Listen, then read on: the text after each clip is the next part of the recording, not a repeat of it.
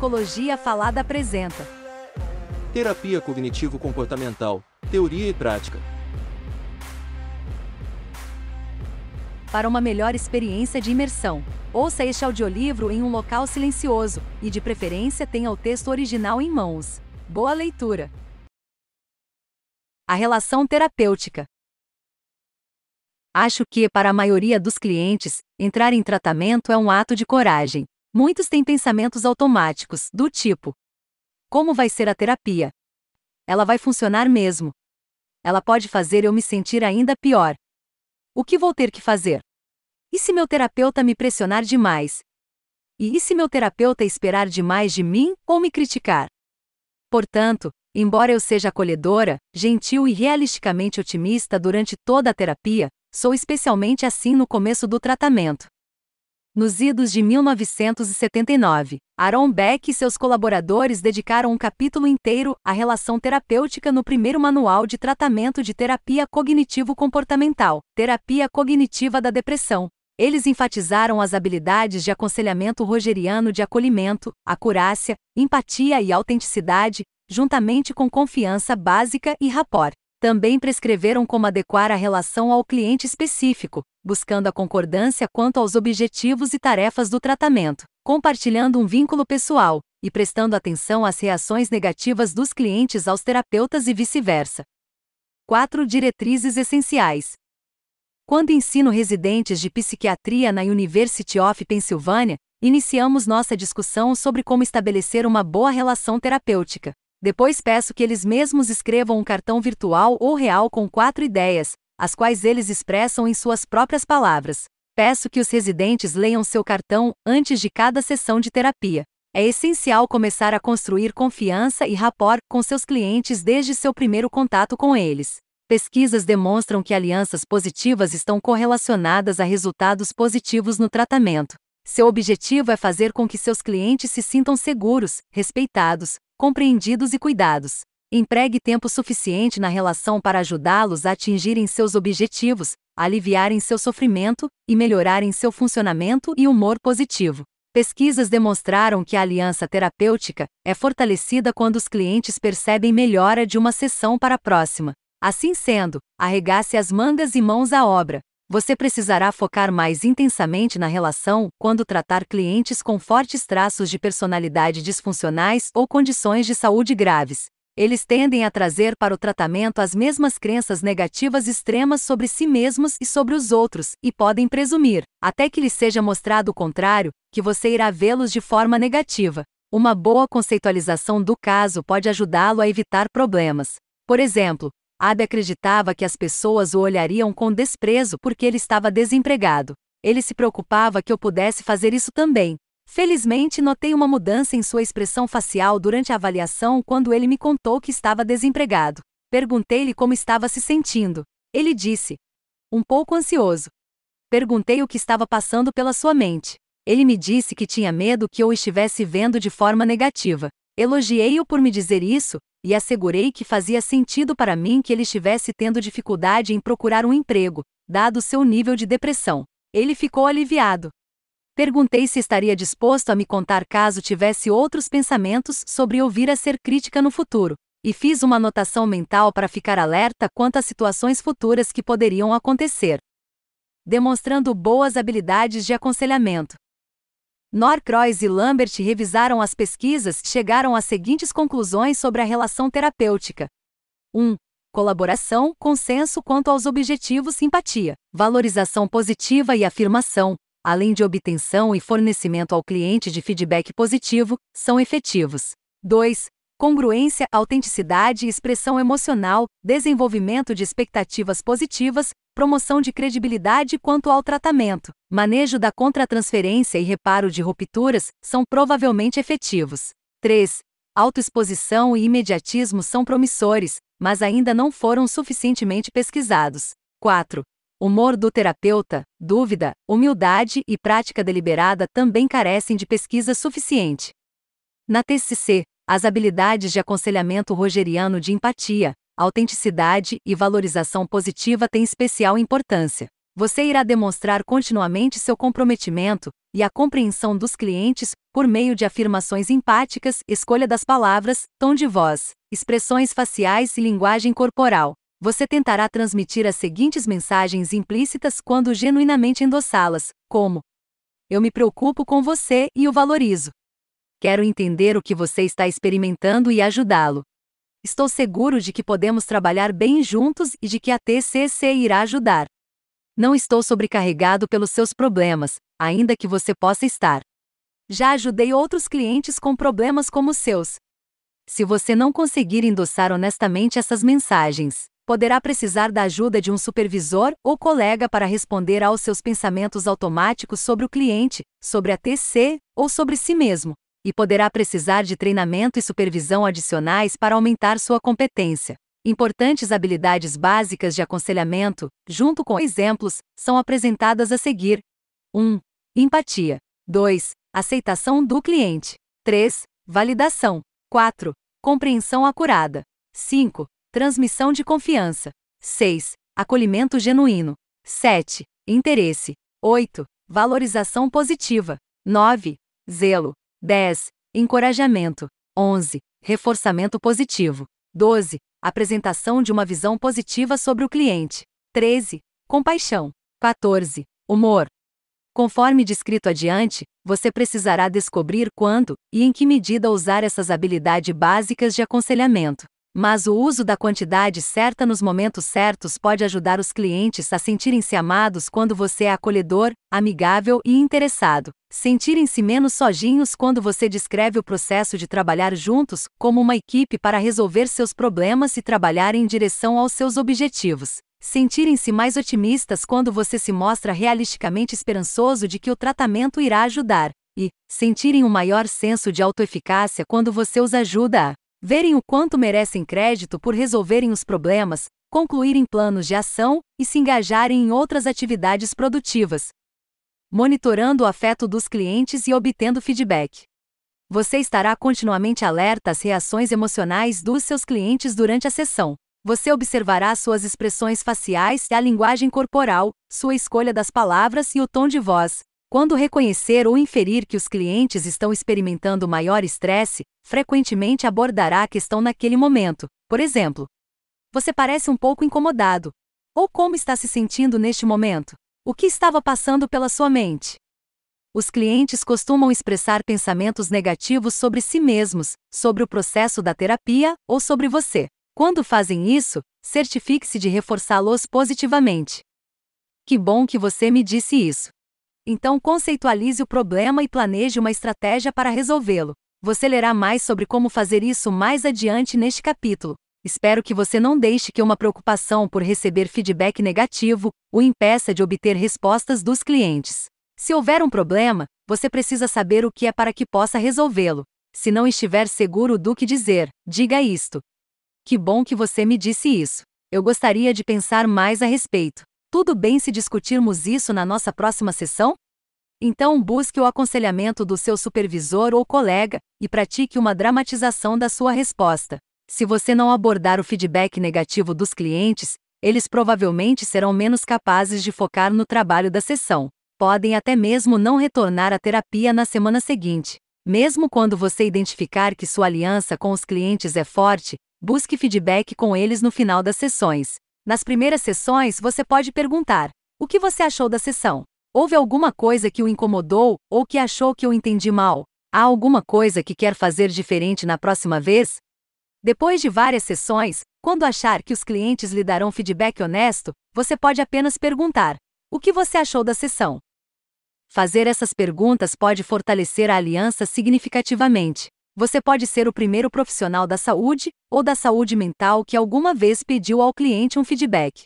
Acredito que os clientes em geral se sentem honrados e respeitados pela sua preocupação genuína com suas reações. Você não vai necessariamente solicitar feedback todas as vezes em que inferir que o cliente teve uma reação negativa. Por exemplo, você pode ignorar um revirar de olhos de um adolescente nas primeiras vezes em que o jovem fizer isso. Lembro-me de uma cliente adulta que suspirava com frequência. Inicialmente, eu a ajudei a responder ao seu pensamento inútil.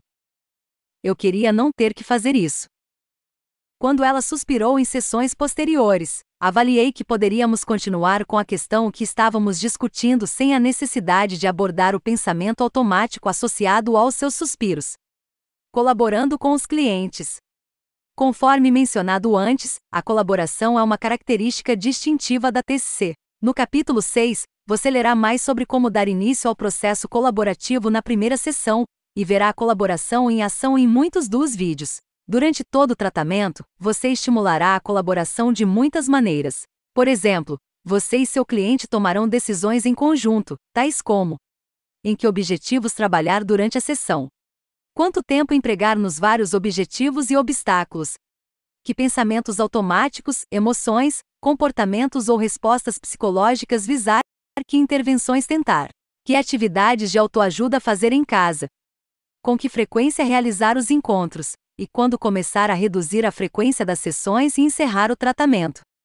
Você explicará aos clientes na primeira sessão que você e eles atuarão como uma equipe. Você será transparente e pedirá feedback sobre seus objetivos, o processo da terapia, a estrutura das sessões e sua conceitualização e plano de tratamento. Ao longo deste livro, você encontrará exemplos de empirismo colaborativo, onde você e seus clientes atuam como cientistas, procurando evidências que apoiem ou refutem as cognições do cliente, e, quando relevante, buscando explicações alternativas. Adaptando a relação terapêutica ao indivíduo. Além das habilidades de aconselhamento essenciais que discutimos antes, também é essencial a sua própria capacidade de avaliar e adaptar o grau em que usará essas habilidades com cada cliente. A maioria dos clientes responde positivamente ao seu uso desses comportamentos, mas você precisa ser cuidadoso para não superutilizá-los ou subutilizá-los com clientes específicos. Por exemplo, alguns clientes podem encarar o acolhimento e a empatia por um ângulo negativo e se sentir desconfiados, tratados com indulgência ou desconfortáveis. Pouca coisa já pode levar outros clientes a acreditarem que você não os valoriza ou não gosta deles. Observar as reações emocionais dos clientes na sessão pode alertá-lo para um problema, de modo que você possa mudar a forma como se apresenta e ajude o cliente a se sentir mais à vontade em trabalhar com você. As culturas e outras características dos seus clientes podem influenciar a relação terapêutica. Os clientes podem diferir na forma como veem você, seu papel e o papel deles. Clientes de uma determinada cultura, por exemplo, podem se sentir mais confortáveis quando percebem como um especialista que assume a liderança na sessão, enquanto clientes de outra cultura podem percebê-lo como dominando a sessão de forma desrespeitosa. Alguns clientes valorizam suas sugestões de perspectivas ou comportamentos alternativos. Outros podem ficar perturbados quando essas mesmas sugestões estão em conflito com suas crenças e práticas culturalmente influenciadas. É importante reconhecer que a sua própria origem e cultura exercem influência sobre as suas crenças e valores e sobre como você percebe, fala com seus clientes e se comporta em relação a eles. Entender o impacto dos seus vieses culturais o ajuda a responder aos clientes de uma forma culturalmente sensível. Você pode, por exemplo, precisar variar como se apresenta e se dirige aos clientes, como mantém o contato visual, que palavras escolhe, como expressa respeito e o quanto usa a autoexposição, dependendo da cultura do cliente. É claro que cada cliente é um indivíduo para quem você desenvolve uma conceitualização individualizada e um plano de tratamento individualizado. Você pode achar que, apesar das diferenças culturais significativas, um determinado cliente pode responder bem, sem que você tenha necessidade de adaptar seu estilo geral. Usando autoexposição. Sei que alguns terapeutas aprendem na universidade a não usar autoexposição. Essa proibição pode ter origem no conceito psicanalítico do terapeuta como uma tela em branco. Mas, na TCC, você não quer ser uma tela em branco. Você quer que os clientes o percebam acuradamente como uma pessoa receptiva e autêntica que quer e é capaz de ajudá-los. A autoexposição criteriosa pode contribuir muito para fortalecer essa percepção. Obviamente, a autoexposição deve ter um propósito definido, por exemplo, fortalecer a relação terapêutica, normalizar as dificuldades do cliente, demonstrar como as técnicas da TCC podem ajudar, mostrar uma habilidade ou servir como modelo. Constatei que a maioria dos clientes tem curiosidade sobre mim como pessoa. Hoje em dia, seus clientes podem descobrir coisas sobre você por meio das mídias sociais. Portanto, seja cuidadoso com o que publica e o que seus amigos e familiares publicam sobre você. Fico feliz em responder perguntas sobre a minha idade, há quanto tempo sou casada, quantos filhos e netos tenho, a escola que frequentei e como foi meu treinamento e experiências. Se os clientes me fazem perguntas adicionais, gentilmente direciono a discussão de volta para eles. Por exemplo, poderíamos continuar falando sobre mim, mas então não teríamos tanto tempo para falar sobre o que é importante para você e sobre como você pode ter uma semana melhor. Tudo bem se focarmos a determinado assunto? Também é aceitável e algumas vezes importante revelar menos sobre você do que eu faço. Em geral, é inapropriado, por exemplo, responder perguntas sobre temas como vida amorosa ou uso de álcool. Você pode dizer algo como: lamento por não responder à sua pergunta, mas quero me concentrar em como posso ajudá-lo. Tenho tendência a usar alguma autoexposição na maior parte das sessões com a maioria dos meus clientes.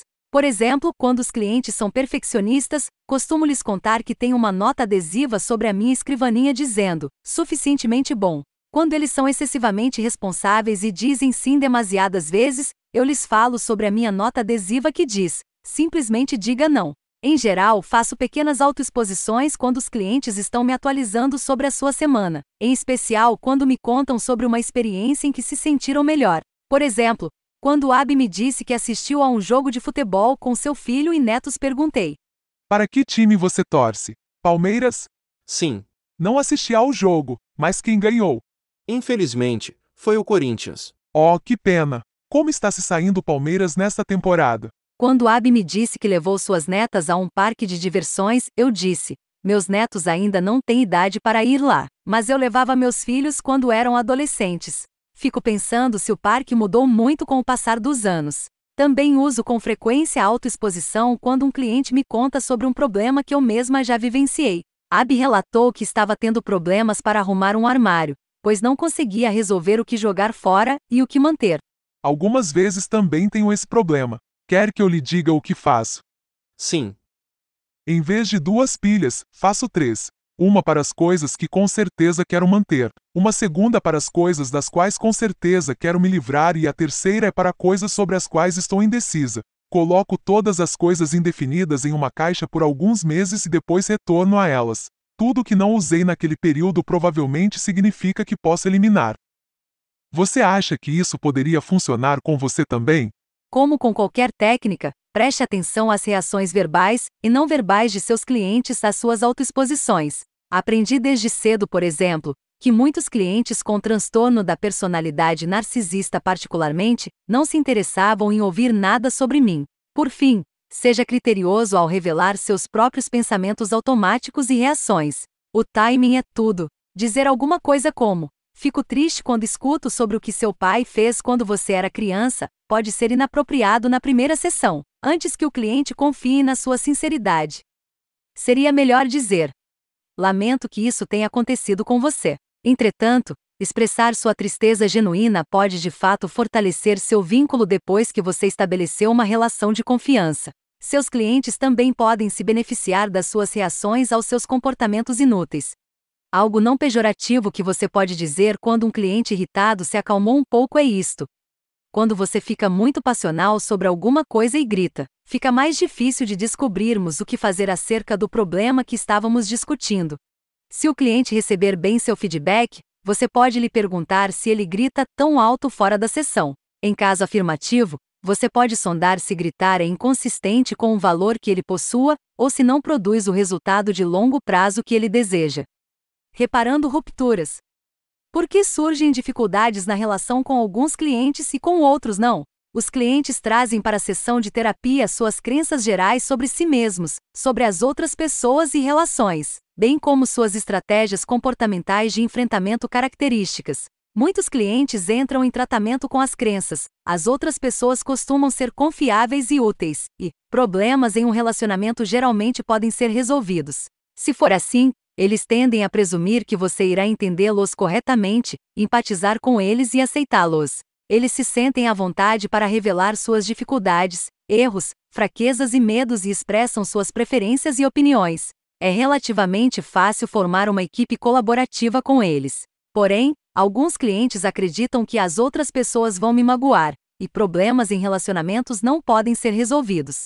Esses clientes tendem a se sentir vulneráveis e estão sempre de guarda quando começam a terapia, presumindo que você será crítico, desinteressado, manipulador ou controlador. Eles podem resistir em revelar o que consideram ser suas qualidades ou comportamentos negativos, seja evitando determinados tópicos ou insistindo em controlar ou dominar a sessão. Obviamente existe um problema quando os clientes lhe dão um feedback negativo. Muitos clientes, no entanto, aludem indiretamente a um problema, algumas vezes assumindo eles mesmos a responsabilidade dizendo, por exemplo, talvez eu não esteja me expressando claramente, quando na verdade querem dizer, você não está me entendendo. Neste caso, você precisará questioná-los mais para descobrir se existe de fato um problema, e se causou um impacto negativo na aliança. É importante usar a sua conceitualização do cliente para evitar ou reparar problemas. Digamos que seu cliente lhe deu um feedback negativo, ou você inferiu uma mudança no afeto, e provocou um importante pensamento automático. Primeiro você fornece reforço, depois, conceitualiza o problema e planeja uma estratégia. A primeira pergunta a se fazer é: o cliente está certo? Em caso afirmativo, apresente um bom pedido de desculpas e discuta uma solução. Os erros típicos incluem apresentar ao seu cliente uma folha de exercícios confusa, dar uma sugestão que ele acha inapropriada, propor itens no plano de ação que são muito difíceis, entender mal o que ele disse ou ser diretivo demais ou de menos. Outro problema comum é interromper demais. Em uma determinada sessão, notei uma mudança de afeto negativo no rosto de Abby. Você parece um pouco angustiado. O que estava pensando quando lhe perguntei sobre o plano de ação? Acho que não consigo falar com minha ex-mulher sobre nossa filha. Ela só iria me criticar. Que bom que você me disse isso. Cometi um erro em sugerir. Podemos tentar descobrir outra maneira de ajudar sua filha? Depois que encontramos outra solução, questionei Abby mais um pouco para aumentar as chances de que ele estivesse disposto a me falar sobre outros mal-entendidos. Abby, há outras coisas que você acha que eu não entendo? Não, acho que não. Caso eu cometa outro erro, acha que conseguiria me dizer imediatamente? Se você não cometeu um erro, é provável que o problema esteja relacionado às cognições imprecisas do seu cliente. Depois de reforçar positivamente seu cliente por expressar o feedback, você pode fazer o seguinte: expressar empatia, pedir informações adicionais no contexto do modelo cognitivo, buscar concordância em testar a validade do pensamento. Fiz isso com Maria. Podemos conversar um pouco sobre os telefonemas? Ok. Me pareceu que, pelo menos uma vez esta semana, quando você me ligou, não era de fato uma crise. Você não entende. Eu estava tão incomodada. Que bom que você me disse isso. O que significa para você que estejamos falando sobre os telefonemas? Bem, obviamente você não se importa comigo. Caso contrário, alguns telefonemas não a incomodariam. Esse é um pensamento interessante, de que eu não me importo. O quanto você acredita nisso? 100%. E como esse pensamento faz você se sentir? Incomodada. Muito incomodada. Seria muito importante que você descobrisse se esse pensamento é 100% verdadeiro, ou 0% verdadeiro, ou em algum ponto intermediário. Além dos telefonemas, você tem outras evidências de que não me importo com você? Não consigo pensar em nada. Ok. Há alguma evidência no sentido contrário, de que talvez eu realmente me importe com você? Na verdade, não.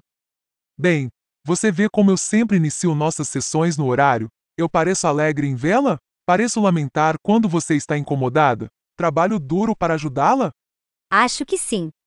Poderia haver outra explicação para eu ter trazido o assunto dos telefonemas, que não seja o fato de eu não me importar? Não sei. Seria possível que eu tenha trazido o assunto, porque sei que você fica incomodada, e quero lhe ensinar algumas habilidades para diminuir seu estresse, para que você nem mesmo tenha que telefonar. Acho que sim. Mas, quando estou incomodada, não há nada que eu possa fazer. É exatamente por isso que eu trouxe o assunto dos telefonemas. Quero que você desenvolva suas habilidades para que possa se sentir confiante de que você consegue se ajudar. Desse modo, quando eu sair de cena, você terá a opção: ou ligar imediatamente para alguém, ou se ajudar e então telefonar ou não. Maria, suspira. Ok. Ajudando os clientes a generalizarem para outros relacionamentos. Quando os clientes têm uma visão incorreta sobre você, eles podem muito bem ter uma visão igualmente incorreta sobre as outras pessoas. Se for assim, você pode ajudá-los a tirarem uma conclusão sobre a relação de vocês, e então testá-la no contexto de outras relações. Maria, Você pode resumir o que acabou de descobrir? Acho que você se importa. Está certo. É claro que eu me importo. Maria, você teve essa ideia sobre outra pessoa recentemente? Maria, pensa. Sim, minha amiga Rebeca. O que aconteceu? Bem, isso foi ontem. Nós havíamos combinado de ir ao cinema juntas, mas ela me mandou uma mensagem na última hora e disse que não estava se sentindo bem e não queria sair. Mas ela poderia ter me convidado para ir até a casa dela. Nós poderíamos ter assistido a um filme no apartamento dela. Já fizemos isso antes. E quando ela cancelou e não sugeriu que vocês se encontrassem de outra maneira, o que passou pela sua mente? Que ela não se importava. Sabe, podemos usar as mesmas perguntas que alguns minutos atrás. Que outras evidências você tem de que ela não se importa? E quais são as evidências no sentido contrário, que talvez ela se importe ou não se importe tanto? Mas será que você poderia apenas pensar na próxima pergunta? Existe outra explicação de por que ela fez isso? Maria, suspira. Não sei. Talvez ela estivesse se sentindo muito mal. Ou estivesse apenas muito cansada? Pode ser. Olhando para isso agora, o que você acha mais provável? Ela tem um histórico de desmarcar com você e não se importar? Maria, pensa. Não, acho que não. É muito importante que você tenha reconhecido isso. Acho que você tem certa vulnerabilidade para presumir que as pessoas não se importam quando na verdade elas se importam. Você acha que isso é possível? Não tenho certeza. Bem, vamos manter isso em mente. Vou colocar isso nas minhas anotações para o caso de surgir outra vez. Ok. Manejando reações negativas em relação aos clientes. Você e seus clientes têm uma influência recíproca um sobre o outro. Você também provavelmente trará para a sessão de terapia suas crenças gerais sobre si mesmo, sobre as outras pessoas e relações, assim como suas estratégias de enfrentamento comportamentais características. Se suas crenças nucleares negativas forem desencadeadas durante uma sessão, você pode reagir de uma forma inútil e seus clientes podem então se engajar em uma estratégia de enfrentamento inútil. Por exemplo, um terapeuta que supervisionei achava que era incompetente. Durante as sessões de terapia, ele tinha muitos pensamentos do tipo: não sei o que estou fazendo, e foi ficando muito passivo e silencioso. Seu cliente se sentiu desconfortável com os silêncios e o criticou, o que intensificou sua crença de incompetência. Outra terapeuta que se achava incompetente ficou irritada com um cliente que discordou dela, percebendo que ele estava insinuando que ela não sabia o que estava falando. O cliente então se culpou e ficou muito angustiado. Portanto, é importante ter uma conceitualização cognitiva acurada tanto das suas próprias crenças e comportamentos quanto das dos seus clientes, e da sua interação recíproca. Isto é o que eu gostaria que você fizesse no começo de cada dia de trabalho. Olhe sua agenda e se pergunte: que clientes eu gostaria que não viessem hoje? Então use técnicas da TCC em si mesmo caso algum cliente lhe venha à mente. Identifique suas cognições sobre esse cliente e faça um ou mais dos seguintes itens: avalie e responda às suas cognições sobre o cliente. Crie um cartão de enfrentamento para ler. Verifique suas expectativas em relação aos seus clientes. Trabalhe na aceitação deles e de seus valores como eles são. Verifique suas expectativas em relação a si mesmo. Certifique-se de que elas são realistas. Especifique sua preocupação e conceitualize o que o cliente faria ou diria, ou não diria na sessão, ou entre as sessões, que poderia ser um problema. Que crenças estariam subjacentes a esse comportamento? Cultive uma posição não defensiva de curiosidade. Resolva os problemas sozinho ou com um colega, supervisor. Defina limites apropriados com os clientes. Trabalhe na aceitação do seu próprio desconforto emocional. Tenha bons autocuidados durante o dia. Lembro que precisei fazer algum trabalho sozinha quando, pela primeira vez, comecei a tratar uma cliente que tinha transtorno da personalidade narcisista. Eu ficava nervosa antes das nossas sessões e algumas vezes desejava que ela faltasse uma semana. Meu pensamento era: ela vai dizer alguma coisa provocativa, e eu não vou saber como responder. Eu tinha uma quantidade razoável de evidências de que ela provavelmente iria me humilhar de algum modo. Em sessões anteriores, ela havia questionado minha experiência e conhecimento. Disse que achava que ela era mais inteligente do que eu. Tinha até mesmo criticado a decoração do meu consultório. Eu precisava lembrar a mim mesma que suas declarações provocativas eram uma estratégia de enfrentamento, pois ela era uma cliente relativamente nova que ainda não havia compreendido que eu não a humilharia ou a faria se sentir inferior. Em outras palavras, ela não se sentia suficientemente segura comigo. Reconheci que eu poderia responder a algumas declarações provocativas dizendo: "Que bom que você me disse isso." E eu poderia lhe perguntar: "Caso isso esteja correto, o que seria tão ruim sobre isso?" Se ela dissesse: "Oh, nada", eu poderia fazer uma anotação mental do que aconteceu e então direcionar a discussão de volta para o problema em questão.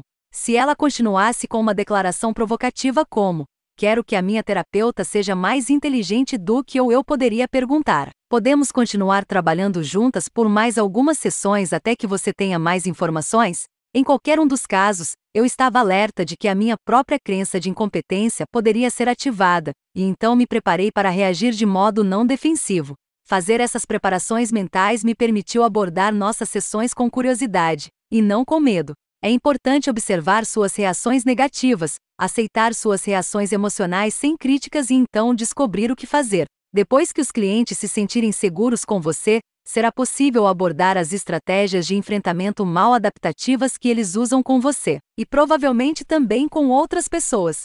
Monitore seu nível de empatia e esteja alerta para suas próprias reações inúteis.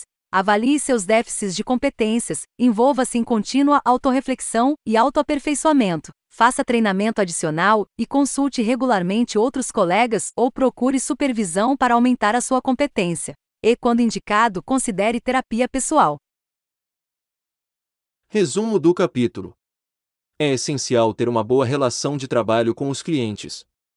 Você facilita esse objetivo adaptando o tratamento ao indivíduo, usando boas habilidades de aconselhamento, trabalhando de forma colaborativa, obtendo e respondendo apropriadamente ao feedback, reparando rupturas e manejando suas próprias reações negativas.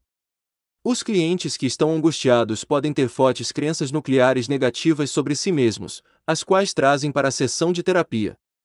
Se eles também têm fortes crenças negativas sobre outras pessoas, podem presumir que você irá tratá-los mal de alguma forma. Por isso é importante ajudar os clientes a se sentirem seguros.